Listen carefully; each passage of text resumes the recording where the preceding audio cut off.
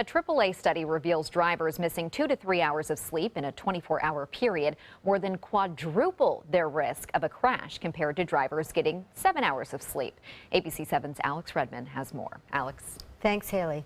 If you are considering getting behind the wheel of a car, consider this.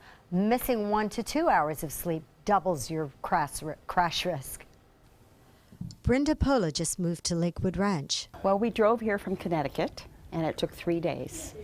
Pola says she knows some drivers make the road trip in a day.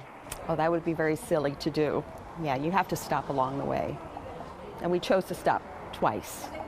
It would be an exhausting drive, not only for the driver, says Pola, but for other people on the road. You know, I think you'd be just too tired to be alert in driving.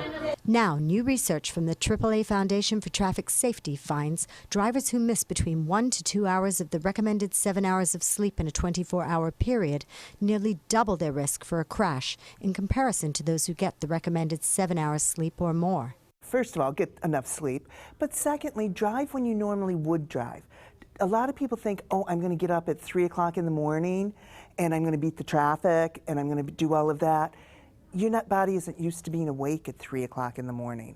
AAA is the go-to place for discounts, maps, and tips on traveling. But now, Sue Fitzgerald, travel agent, is offering you tips on how to stay safe when you are driving. Another really good tip is stop every minimum 2 hours or 100 miles.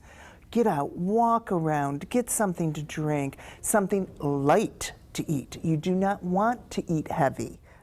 If you get less than the 4 hours sleep, your crash risk is 11.5 times more than someone who gets 7 or more hours of Z's.